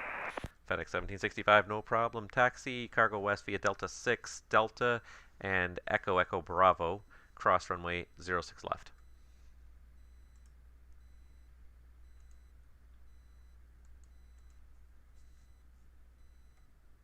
Alright, Delta 6, go Echo Bravo, and we'll cross runway, repeat the runway we're supposed to cross for FedEx 1765, sorry. FedEx 1765, you'll cross the threshold of 06 left. Threshold of runway 06 left for 1765, thank you. You got it. Emirates 222 Heavy, Toronto, you're about to leave my airspace to the east. Montreal is not online. Surveillance service terminates, change en route frequency. Have a great day. Alright, thank you for exchange of route Emirates 222 Heavy, and have a good night. Good night. Yeah, sorry, I was trying to show something on the screen. I'm just getting too distracted by actually having work to do, but it gets to give me like 5 minutes here when this all really kind of peters out, and I'll show you. But yeah, so the Cytec yoke, yeah, I'm okay with the Cytec yoke. If it's a first yoke especially, it's an okay yoke. It's not the highest quality in the world, but it'll definitely last you probably 4 or 5 years, even of pretty continuous simming. It won't last forever. It will eventually break down, but it's done me pretty well for quite a few years, so I'm pretty happy with it. But yeah, there's quite a lot of high-end yokes. You can spend a lot of money. Korean 451 Heavy, turn left heading 330 to send 3,000. 3,000, left heading 330, 450. Yeah, I wanted to go to Flight Sim Expo this year, but I'm not going to go. Things are, first of all, like work is absolutely insane right now. And yeah, unfortunately with COVID going the way it is in the States right now, traveling to the States and to the US next month to go to that it just wouldn't even be on my radar. But I am going to probably try and obtain some of like the online presentations that there's a lot of good information I think that's going to come out of there, and a lot of interesting presentations that kind of piqued my curiosity. So I probably will sign up for the online portion of it and go out and participate in some of the seminars online. But yeah, going down to San Diego right now, I believe it's in San Diego. Yeah, it's just not gonna happen. But I would like to go one of these years, definitely. Alright, so Emirates is there. The only thing I gotta do is get this Korean guy turned on to final here, and then it's pretty much gonna be silent. Silent running thereafter. Just give him like 1 or 2 more notches closer. Korean 451 Heavy, turn left heading 270 for the intercept. Cleared the ILS 24 left. 270, cleared ILS 24 left, 451. And he is starting down to 3, so he should be okay for that intercept. Start the turn now, buddy. Start the turn now. Start the turn now and arm the approach. Start the turn. 270. Right? This is part of the fun of being a controller, is trying to time these turns. And you know, the thing about like controlling on VATSIM is it's almost all 99% of it is single pilot flying. So normally when you'd have one guy talking on the radio, one guy controlling the airplane, the turns happen in a very predictable fashion. But with some guys, you know, it's sort of talk on the radio, jot the instruction down, then Korean 451, you've gone through the localizer. If you don't have it captured, back to the left 210 to re-intercept. Yeah, we got the localizer just past it a bit. It was a bit too much of a sharp turn for us. So yeah, we're just fully established now. Korean 451, perfect. I just like to make sure, just if you don't capture, recapture it pretty quickly, you'll miss the glide slope. But looking all good to me. The winds in Toronto showing 360 at Fife, clear to land, runway 24 left. Clear to land, runway 24 left, Korean 451. And the FedEx guy's gone pretty quick.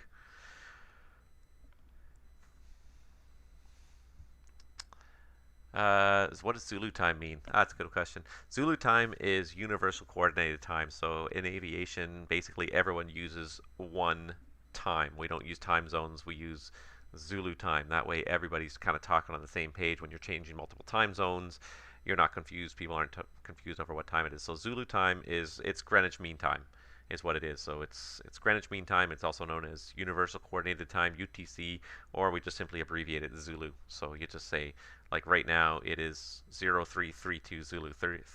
It's 11:32 p.m. in Greenwich Mean Time. It's 3:32 in the morning. So you say 0332 Zulu, and that's what it means. It's just the it's just a way of abbreviating that you're using universal time. That way, it doesn't matter what time zone you're in.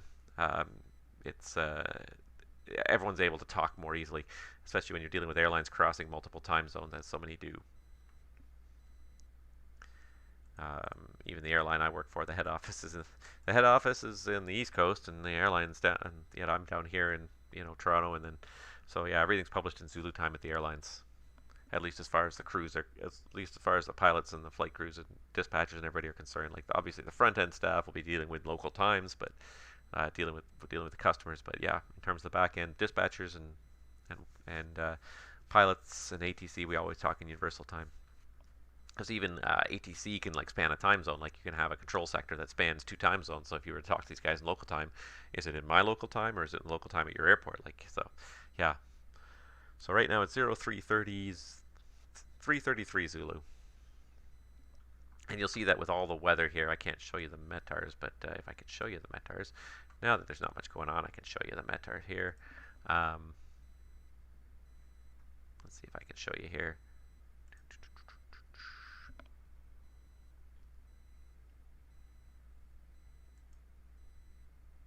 Well, that's not the one I wanted to see, but let's see here. So if I do...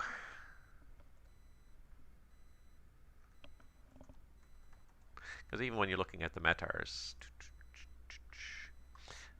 it's always in Zulu time here. So Toronto, it's the 21st day at 0300 Zulu. So this is the latest sequence. So this was done at 11 p.m. local time, or 0300 Zulu, and that was the whole weather sequence. So everything in aviation is done in universal time, so people can understand it more easier. And a lot of stuff on VATSIM happens in Zulu time as well. Like oftentimes you'll see events published, you'll see them published in Zulu time, because that way, regardless of what time zone you're in personally, you can relate to Zulu time and you can figure out what time to show up for these events in your time zone. So you learn very quickly to adapt to it. If you're on, I believe you said you're on the East Coast, so the East Coast is 3 hours off during daylight savings and 4 hours during the winter. So so yeah, like for you, I guess it's midnight 30 or 0330 Zulu. All right, yeah, you probably should go to bed. Have yourself a good night. Yeah, next time you catch me on a stream, ask me and I'll show you some of these things. But look into the SciTech yoke is okay, and the Honeywell yoke is a really high quality yoke for about 50% more, but you'll get a really good quality yoke. 75% more. But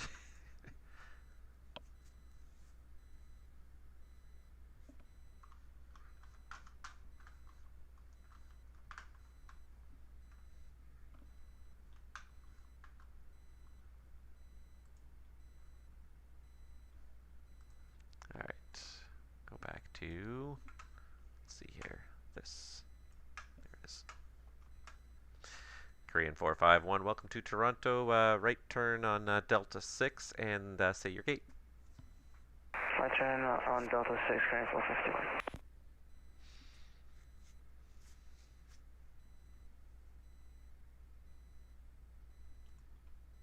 Anybody else logged in that's going to come to Toronto? No, that was pretty much it. That's the end of the night in Toronto. Yeah, so be it. More traffic than I expected, to be 100% honest. So I was not expecting that. I was expecting it to be quite quiet, so it was more than I expected to end up with. Honeycomb. What? Do I keep saying Honeywell? I do, don't I? Sorry, Tim. And I probably will get a honeycomb at some point myself. My throttle quadrant is kind of starting to wear out. The yoke itself is fine. Holding short runway 24 right. Korean 451, continue across 24 right, taxi Delta, cross runway 33 right, and are you going to Terminal 3? I'll just confirm, we are a cargo. I guess that wasn't specific because of our call sign. Korean 451, I apologize. No, I didn't realize that. So, okay, Korean 451, cargo west, taxi, cross runway 24 right, Delta, Echo, and Echo Bravo. Cargo west, cross 24 right, Delta, Echo, and then Echo Bravo, current 451. Thanks, and no worries. Get that a lot of times. Sorry about that. All right. I still got this American guy slowly crossing our airspace, but that's about it. Yeah, I'm thinking about the honeycomb. And I'm not even thinking about so much about the yoke. For me, it's more about the throttle quadrant. My yoke has kind of got, it's wearing out. It's got a lot of play in it after, probably I've had it for 4 years now, I think, 4 or 5 years. The springs are kind of wearing out. It's got a little bit of play in it now, but it's the throttle quadrant more that I'm looking to replace sooner than later because, yeah, like I've got quite a bit of noise in the throttle quadrants now. They're you'd leave them alone, you just leave them sitting there and they're just dodging back and forth. So I'm thinking the throttle quadrants probably need to be replaced on my sim setup sooner than later. I don't know exactly when it's going to be, but soon, I think. If I save up a little bit of money. The way my channel keeps making money, I might actually use use the income I actually get from these streams. Set aside that money for a new yoke. Or for a new throttle quadrant. Because I do like that Honeywell. Any advice for a newbie wrestling with the idea of joining VATSIM to add the realism of flight sim? Dive right in. That's my advice. Tim says it's amazing. I say dive right in. I say it's a very worthwhile. If you really want a realistic experience, you cannot beat VATSIM at the end of the day. None of the scripted ATC that's included with the simulators ever comes close to matching what it's like to just talk to other real people and deal with real people who will be different. Different people will treat you different ways. You know, just because Tim's another controller, he'll sit down and he'll control and he'll do things 100% different than how I would do them. We'll still get you there at the end of the day safely, but there's a certain, not randomness, but it's honeycomb. Honeycomb. I gotta start. It's because when I spend my whole day looking at the FMS, it says Honeywell on it. Yeah, okay. So Andrew, what I'll say first of all is you're in the channel here. If you look through my playlist, I should have a playlist called VATSIM, and I've got a couple of introductory videos to VATSIM. So if you're not sure about it and you want some kind of tutorial videos, I've got three very helpful tutorial videos. One really kind of walks you through like how to actually join and do the exam and everything, and then I've got 2 that actually walk you through how to get out in the airplane the first time and just do it. Don't be afraid to make mistakes. The key thing, if you're going to go out there the first time, try to find somewhere where it's kind of quiet, where there's a controller on, but it's kind of quiet, so that when you're making mistakes and you're kind of stumbling a little bit, and everybody will, and it's nothing wrong with it, but you're not like kind of distracting and occupying somebody's frequency when they're really, really busy. So you want to pick someone who's got not too much traffic, like what I have right now, where I have very little traffic in front of me. It'd be a great time to hop on and do some circuits just to get used to it. But yeah, and then don't be afraid to ask for help too. Most of the controllers on here, they know what it was like to be a rookie once upon a time. And yeah, like earlier in the stream, if you go back to the start of the stream, I had a guy who was obviously a bit of a rookie here on VATSIM, and I was trying to help him, but he really was not listening when I was trying to help him, and that's frustrating as a controller because I'd like to help him. I'd like to help him learn how to work better, how to handle the network and get online and deal with deal with other controllers and all sorts of stuff, and he just really wasn't listening too much to what I was saying. So, I can only do so much. I can kind of offer you some help and some assistance, but if you're not willing to learn, then there's not much I can do. If you're not willing to kind of take that information in and try and do something with it, there's not much I can do. I can talk to you until the cows come home, but you got to want to take that information in. But yeah, look upon it anytime you get on VATSIM as a learning experience. Almost every day I get on VATSIM, I learn something from somebody. I'm amazed at how much stuff I still learn from different people. Sometimes people I wouldn't expect to from other pilots, from other controllers when I go flying. I still learn stuff all the time, so be ready and open to learning. Don't be too nervous about it. Yeah, you'll make mistakes. We all make mistakes, like I've been on this network for 11 years. I still make mistakes, not all the time, but I do make them from time to time. You just carry on, you admit you made a mistake, say I'm going to learn from that, and you go on. That's the best advice I can offer. But yeah, go look in the playlist for my channel here, and you'll see I have a playlist called VATSIM, and there's a couple of tutorial videos in that playlist, or at least there should be, if I set it all up correctly. It's been a while since I saw those. Those came out. I published them basically I published them about 6-8 months ago. But a lot of people said they were very helpful, and I helped them get their first flight going into the VATSIM network. So, yeah, give those a watch. I'm actually gonna look right now and just see if I can find them. I should have a playlist called VATSIM. I think I have a bunch of playlists. I have more than 10. Here we go. Yeah, I have a playlist called VATSIM. It's got some of my controlling on there, but then it's also got my 3 tutorials. And if you want, I can actually post the links right here in the chat if you want. I've got them up here now.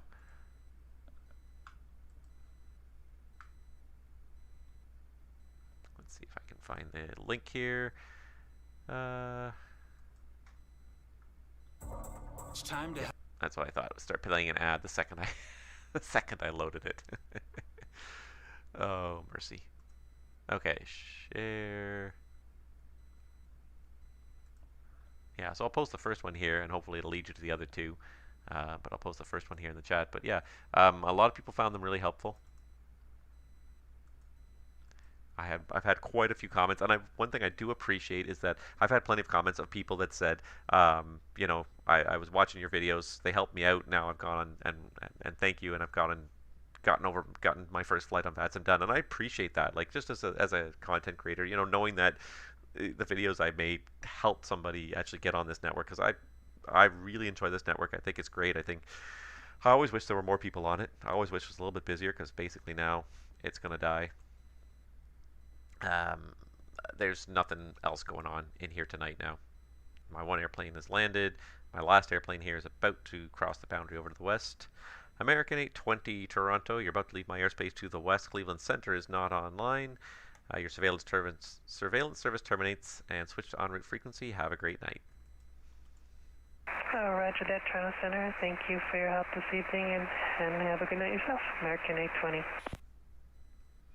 Toronto Center, current 451. I believe this is stand 504. We'll be disconnecting and shutting down here. Thanks so much for the service, and have a great night. Bye. Thank you very much for flying in tonight. Glad you made it after that long flight, and we'll see you next time. Hopefully I see you too. Bye. Yeah, he also came from Auckland, so that's a long flight, 7,500 miles. That is a long flight. That's got to be like... That's got to be like 15-hour flight. That's a long flight. But that's it, unfortunately. That is all of my airplanes right now, I think. So this is kind of now... My stream is basically going to peter out here. Unfortunately, I got nothing. Unless you guys want to log in. If somebody wants to log in right now and start flying, please feel free. I am willing to stick around for about another hour and a bit. But if nothing happens for the next 15 minutes, I'm going to shut the stream down in about 15 minutes because there's no point in me kind of streaming just blank screens here, unfortunately. And it is kind of getting to the end of the day in VATSIM here. In North America, the evening's kind of getting on. If people haven't logged in to start flying yet, they're probably not going to log on anytime now. So, yeah, and there's not even any inbounds. I'm just looking at my VATSPY window here, and there's not even any inbounds to VATSIM, or to Toronto. So it's just about over, I think, for the night. But like I said, I was happy to have the traffic I had. It was more traffic than I was expecting to see, so it's kind of nice.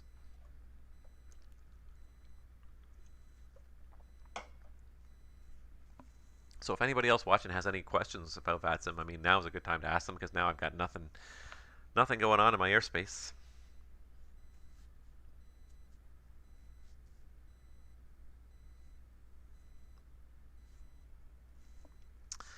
Otherwise, I don't know what else to talk about.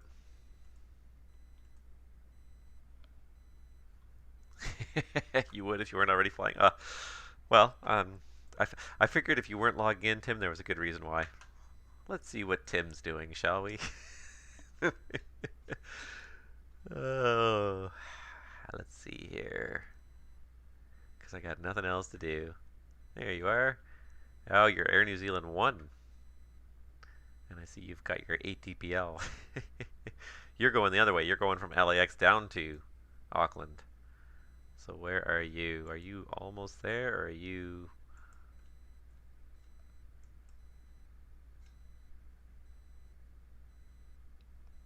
Let's see if I can find you here. Somewhere between LA. Nope, you just took off. You're going to go to bed and land in the morning, aren't you? Are you... Now, I wonder, Tim, are you using that new, was it Flight Beam, I think, released their Auckland finally? Their Auckland scenery? I should do some flying down under. I haven't done any flying down under, really. I should pick up that Flight Beam scenery in Auckland, and the Sydney, the Flight Tampa Sydney also looks really good. I'm slowly increasing my airports for Microsoft Flight Simulator, my good airports. Latin VFR has a sale going on right now. There's all their Microsoft Flight Simulator products are on sale to celebrate the 1-year anniversary.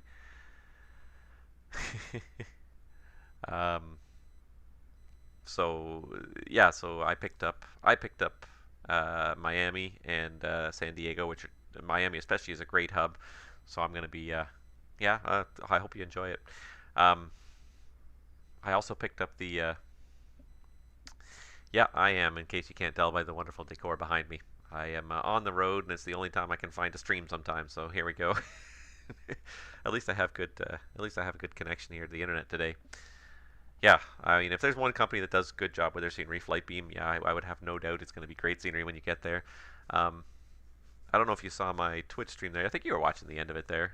I caught it last time, but I really like that Roman design scenery for Ottawa. It looks really good, but boy, the performance really took a big hit on when I landed there in the CRJ. And as soon as I was facing towards the terminal, holy jeez, the performance took a big hit in MSFS. And then it's funny because, like, even parked at the gate, as soon as I would turn my head the other way and look away from the terminal, the frame rate would triple. I would go from like 8 frames per second up to almost 30. And then I turn back, look at the terminal, back down to 8. And then, so I reset the sim, and I restarted the sim, and I reload the airplane there, and I got about 16 frames. Tomorrow's event. There's an event tomorrow? Where is there an event tomorrow? I don't even know. But the short answer is no. Yes, I am on a laptop. Traveling would absolutely drive me insane if I didn't have my laptop with me to hop on VATSIM periodically. I used to do a lot of my controlling when I was on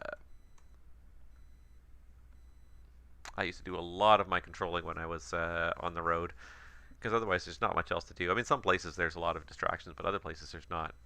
So tomorrow there is Leap into the Past and Race to Lakehead. I had no idea there was event tomorrow. There were any events tomorrow. Leap into the Past. So Frankfurt down to Toronto, 1000 to 2100. Nope, didn't know that. But I got to work tomorrow, so I will not be home until. I won't be able to do in the Race to Lakehead either, which is, what is that? Winnipeg to Thunder Bay to Winnipeg. Because, yeah, I am also not going to be home probably before that. I might be home before the event ends, but I definitely won't be home by the time it starts. So, unfortunately, I will not be participating in either of those events tomorrow. Yeah, no, I will definitely not be home. I will be working while you guys are flying. unfortunately. I wish I could, and this is the way it works for me. Like, my schedule is usually the opposite of what's convenient for me to work events, so I almost never work events. The only event I ever like try to guarantee I'll make, I actually book the time off work, is Cross the Pond, and I will actually set the side, like, well, as soon as the date comes out, I will bid hard to get that day off of work, because there's a day that I really want to make sure that I'm there to help, because there's just, it's just an all hands on deck kind of situation. You need everybody that you can get, and it's tons of fun. You will not see more traffic flying through Canadian airspace than Cross the Pond Day, ever since we stopped doing FNOs again. And even when we did FNOs, so that was the one thing that kind of bugged me a little bit, was even when we got an FNO, when VAT USA would share their FNOs and say, here, you guys can have this date for an FNO, because we don't have any domestic FNOs scheduled for that night. Even then, I always found it was very poorly attended. A lot of people seem to enjoy flying in the States and flying the FNOs, and the second they have an FNO in Canada, half the people don't show up. Instead of having like 150 airplanes inbound, they have 50 airplanes inbound, and it's very disappointing.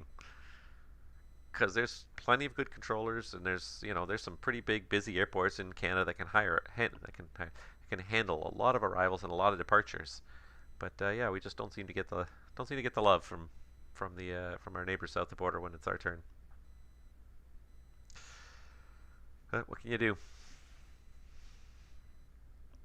Yeah, I haven't been able to participate in too many events. Hopefully, as we go forward into the fall, it's going to get a little bit easier, because I think the number of events is also going to pick up as well. This summer, I've noticed that the controlling has been down a fair bit in Canada, especially here on VATSIM, and that I just attribute that to having a real kind of like, it's not quite a post-COVID summer yet, but like a vaccinated summer, and a lot of people are getting out and doing a lot of stuff, visiting people again, going out to restaurants and movies and whatnot again, and just getting out of the house. So it's definitely people are taking the vacation time, they're getting out. The controlling has definitely been down in a lot of areas, but that's kind of normal in summer as well, and we kind of expect that, and hopefully as we kind of roll into September, kids go back to school, people stop taking as many vacations, it all sort of, life sort of kind of stabilizes a bit more normal. Things will kind of pick up a little bit on the VATSIM network, I think. I'm certainly hoping to be able to participate a little bit more in the future. Unfortunately, yeah. This weekend, yeah, unfortunately, back at work tomorrow, so not going to be participating in any events.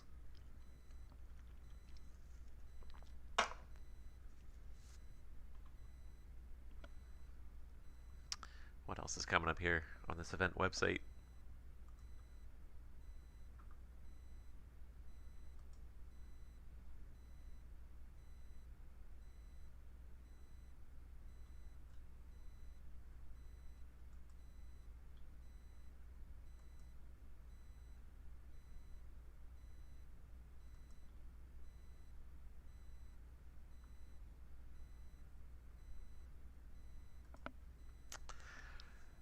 Nope,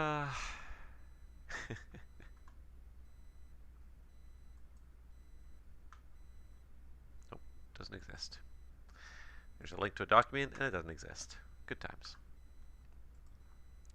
Alright guys, well, it looks like my viewership is falling off, because again, it's getting pretty boring and not much is happening. So if you guys don't have any questions, anything to ask or say right now, then I think I'm going to probably pull the plug on this, because I still have no inbounds to Toronto at this point.